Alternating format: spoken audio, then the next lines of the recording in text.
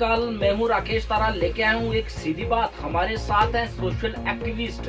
बात करें तो मोहम्मद इसाक, जो कि आर ओ पुंछ मंडी के रहने वाले हैं। अगर बात करें तो हमेशा लोगों की जो ग्रीवेंसीज है उनको उठाते रहते हैं, और खासकर बात करें तो इनका जो मिशन है कि सोसाइटी को किस तरह से सहयोग किया जाए। खासकर अगर बात करें तो जिस तरह से सरकार ने डीजल और पेट्रोल के दाम बढ़ाए, उसके साथ 19% जो किराया है वो बढ़ाया है, उस पर ये बात करना चाहते हैं। आइए हमारे साथ जुड़े हुए हैं मोहम्मद इसाक जी, जो कि एक सोशल एक्टिविस्ट कहें तो ये जो अपनी बातें जो है सरकार के समक्ष रखना चाहते हैं। आइए इनसे करते हैं सीधी बात।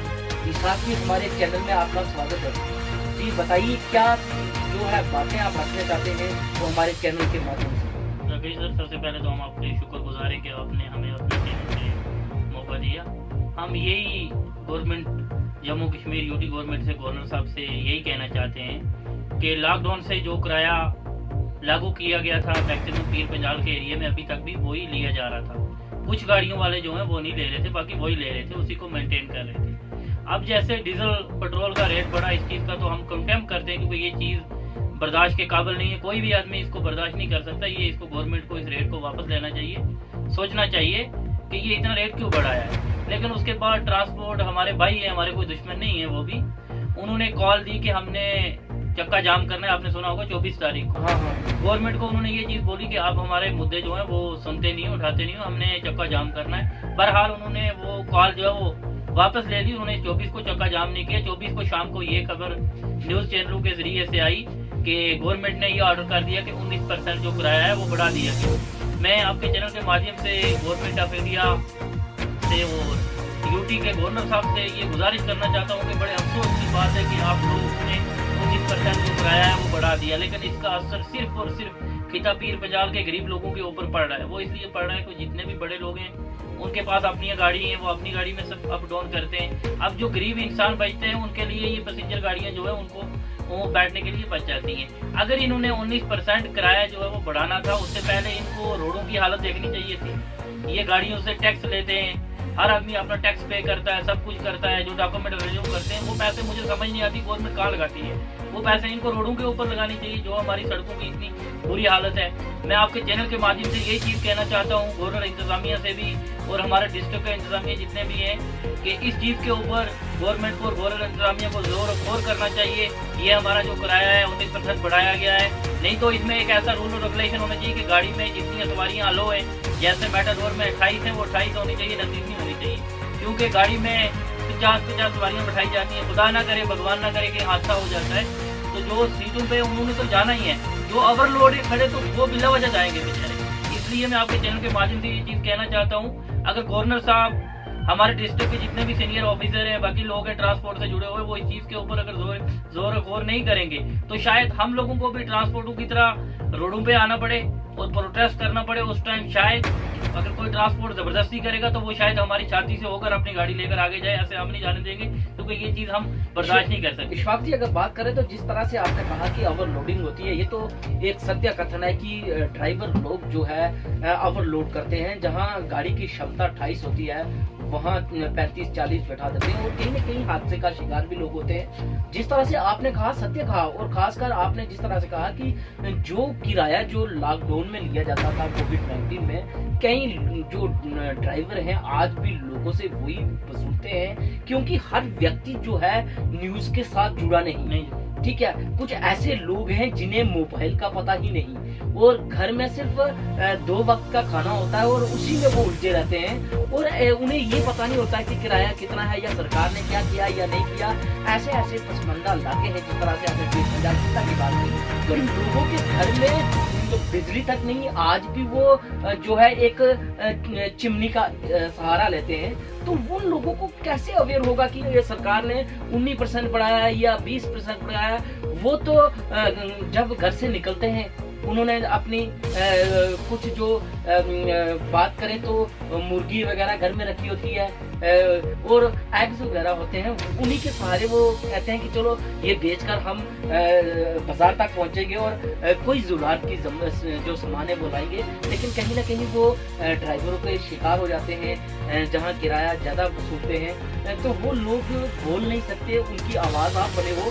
लेकिन हम आपसे एक बात और पूछना चाहेंगे कि जिस तरह से ड्राइवर एसोसिएशन जब ऐसे कार्य करती है तो आपका कदम कैसा होगा? हम ये कहना चाहते हैं, हमारे भी वो भाई हैं, जब कोई उनका कोई मसला ऐसा होता है तो हम लोग उनके साथ पार्टिसिपेट करते हैं। हम भी, क्योंकि वो भी हम में से हैं, अलग से वो भी नहीं है। हम भी चाहते हैं कि उनका मसला जन्म जो है वो हल होना चाहिए। इससे पहले आप देखो, मेरा आप देख सकते हो, मैंने लॉकडाउन में भी जब तक मैंने हमारे ऑटो वाले जितने भी ड्राइवर हैं उनको बंद किया गया था, हमने उनके लिए भी आवाज़ उठाई। लेकिन बड़े अफसोस की बात है, हमने कई बार ड्राइवर हजरात को बोला भी और हमारे पास उनकी वीडियो भी प्रूफ है कि आप लोग ओवरलोड नहीं करो। लेकिन बड़े अफसोस की बात है, अब ट्रैफिक वाले भी हमारे दुश्मन नहीं है, वे भी हमारे लोकल है। लेकिन कई बार हमने ट्रैफिक वालों को भी बोला कि आप गाड़ी के अंदर जाके प्रॉपर तरीके से गाड़ी को चेक करो। मैं सबसे पहले तो शुक्रगुजार हूँ जो हमारी ट्रैफिक जज साहब पुंछ में एक लेडीज आए जम्मू के, बड़ी अच्छी स्ट्रिक्टनेस तरीका से उन्होंने बड़ा अच्छा स्ट्रिक्टनेस तरीका रखा है। जब वो रोड पे निकलती है, जब उनका टूर होता है, तो डिस्ट्रिक्ट पुंछ में कोई भी गाड़ी आपको रोड पे नहीं मिलेगी। जहाँ की गाड़ी है वहाँ ही गाड़ी बिल्कुल जाम हो जाती है, क्योंकि उन्होंने बड़ा अच्छा स्ट्रिक्टनेस रखा है। ऐसे हर अफसर को करना चाहिए, ओवरलोड नहीं करना चाहिए, कहीं कोई हादसा हो जाए, कुछ हो जाए। बाकी आपने एक बात की, बड़ी अच्छी बात की, मैं उसका आपको जवाब देता हूँ। 19% जो ये इन्होंने किया, आम इंसान के घर में मोबाइल नहीं, रेडियो नहीं, कुछ नहीं, हर इंसान को पता ही नहीं है। अब कई लोग हैं बेचारे, वो 19% की जगह हमारे हिसाब से तो 19% के 10 के 2 रुपए लगेंगे, 2 भी नहीं लगते, लेकिन चलो 2 लगा देते हैं, 2 रुपए लगेंगे। लेकिन कई जगह ऐसी है जहाँ पे कनेक्टर लोग जो है वो इतनी चोर बाजारी करेंगे कि वो 19% की जगह 19 रुपए लेंगे लोगों से। ये चीज मेरी याद रखना, आप आने वाले वक्त में आपको पता चलता जाएगा, क्योंकि सादे लोग हैं, खिता पीर पंजाल के लोगों को पता नहीं है बेचारों को 19% क्या होता है। पर कहीं पढ़े लिखे लोगों को भी नहीं परसेंट का पता होगा। पर्सनल उनके पास जाओ, आप उनको बोलो निकालो, नहीं निकाल सकेंगे, क्योंकि पता नहीं है। इसलिए उन लोगों का ये फायदा लेंगे, गलत फायदा उठाएंगे। अब देखो, जो लॉकडाउन में किसी जगह 50-60 रुपए किराया था, अभी तक भी वही चल रहा है। कई जगह हम गाड़ियों में बैठते हैं, जानबूझ कर बैठते हैं, हमारे पास अपनी गाड़ी बाइक है, लेकिन हम जानबूझ कर बैठते हैं, देखें क्या सिस्टम है इनका, क्या सिस्टम नहीं है। लेकिन फिर भी हम देखते रहते हैं कि वो किराया ऐसे ही करते हैं। फिर क्या करते हैं, जो स्कूल की बच्चियां बेचारी, अगर वो हाफ किराया दे रही है तो ये गवर्नमेंट का रूल रेगुलेशन है ना कि उनसे हाफ किराया लिया जाए। हैंडीकैप है, उससे हाफ किराया लिया जाए। मैंने कई बार अपनी आंखों से देखा कि ड्राइवर कनेक्टर क्या करते हैं कि एक सवारी स्कूल की जो स्टूडेंट बैठी है उसको क्या करते हैं, आप खड़े हो जाए, दूसरे की गोद। मैंने एक से पूछा कि क्यों करते हो आप ऐसा? बोले नहीं, ये स्टूडेंट हाफ देते। मैंने बोला हाफ देते तो है ना, कहीं ये ना हो कि कहीं हादसा हो जाए, जहाँ 30 आदमी ने जाना है वहाँ अगर 60 चला जाए, उसकी जिम्मेवारी कौन लेगा? ड्राइवर लेगा या कोई कनेक्टर लेगा या ट्रांसपोर्ट मालिक लेगा या कौन लेगा? इशफाक जी, जिस तरह से आपने सही बोला कि कहीं ना कहीं जिस तरह से ड्राइवर ओवरलोड करते हैं, उनको यही होता है कि हमारे जो भी 1 या 2 चक्कर दिन में लगते हैं वो ही लगे और हम अच्छा खासा पैसा वसूल कर लें। लेकिन कहीं ना कहीं हम अपने चैनल के माध्यम से उन लोगों को भी कहते हैं कि पैसे के पीछे किसी की जान को लगाना कोई अच्छी बात नहीं। लेकिन जिस तरह से आपने जज जो पुंछ में है उनकी प्रशंसा की, और खासकर सोशल एक्टिविस्ट लोग जो है इन इदारों से जुड़े होते हैं, और कहीं ना कहीं इन इदारों से जुड़ना उनका एक ही मोटो होता है कि किस तरह से कार्य कर रहे हैं। जिस तरह से आज वो अच्छा कार्य पुंछ में कर रहे हैं तो आप प्रशंसा कर रहे हैं। तो ऐसे ही अगर हर ऑफिसर और हर तबका का लोग जो है सही तरीके से काम करे, ताकि हमारे समाज में जो त्रुटियां हैं वो कम हों। इशफाक जी, आपने जो भी कदम उठाया है जनता के लिए उठाया है, हम अप्रिशिएट करते हैं आपको कि आप जैसे लोग अगर समाज में कार्य करेंगे तो कहीं ना कहीं बदलाव आएगा। और खासकर हमारे युवा जो है, जिस तरह से आप युवा के साथ भी जुड़े हुए हैं, जितना हम युवा को मोटिवेट करेंगे, जितना उसको समझाएंगे, अवेयर करेंगे, उतना ही हर एक्टिविटी में वो जानेगा कि इस एक्टिविटी में क्या है, बस में कितने बैठते हैं, मिनी बस में कितने बैठते हैं, ऑटो में कितने बैठते हैं। और कहीं दूर दराज एरिया जो वो होता है, अगर बात की जाए तो किताबीर पंजाब के दूर दराज एरिया है, रोड्स की भी खस्ता हालात है, तो बीमार हो जाते हैं। तो कहीं न कहीं ये ऑटो वाले लोग जो है किस तरह का व्यवहार करते हैं?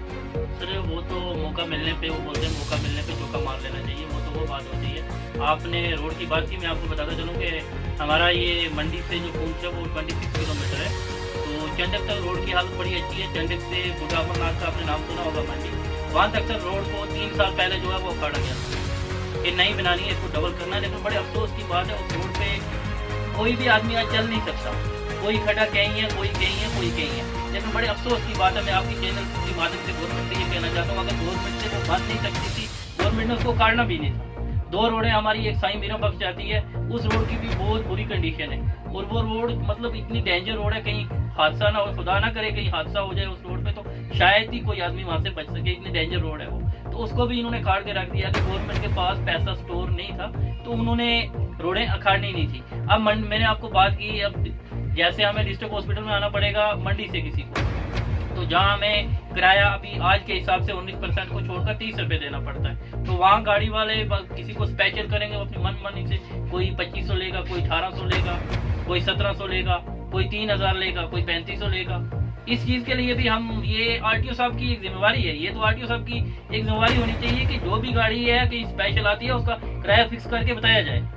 जी शुक्रिया इशफाक जी, आप हमारे साथ जुड़े और जिस तरह से इन्होंने बातें रखी, खासकर अगर बात की जाए तो पूरी बातें जो है वो समाज के लिए हैं और खासकर एडमिनिस्ट्रेशन से अपील की है। जिस तरह से अगर बात की जाए तो रोड कनेक्टिविटी जो है प्रॉपर ठीक होनी चाहिए। अगर कोई भी रोड अगर बनती है तो उस पर जो है ब्लैक टॉपिंग होना बहुत ही जरूरी है, क्योंकि रोड जो है अगर 19% अगर किराया बढ़ाया है तो कहीं ना कहीं अगर बात की जाए तो ये पैसा जो है टैक्स का जो जाता है गवर्नमेंट को, कहीं ना कहीं रोडों पर जो है प्रॉपर ध्यान देना चाहिए, ताकि हमारे दूर दराज एरिया खासकर अगर बात की जाए तो खिता पीर पंजाब जो है बड़ा ही पिछड़ा हुआ इलाका है, लेकिन इसमें अगर देखा जाए तो बड़ा ही टैलेंट है और खासकर गरीब लोग ज्यादा है। जी हाँ, दूर दराज पहाड़ों में रहते हैं और उन्हें कभी कभार जो है ट्रांसपोर्ट का सहारा लेना पड़ता है, लेकिन वो कभी कभार जो है महीने की वो उनसे वसूल लेते हैं। तो हम चाहते हैं कि हमारे चैनल के माध्यम से खासकर ट्रैफिक पुलिस और खासकर एडमिनिस्ट्रेशन इस पर ध्यान दे, ताकि लोगों के साथ नाइंसाफी न हो। राकेश तारा,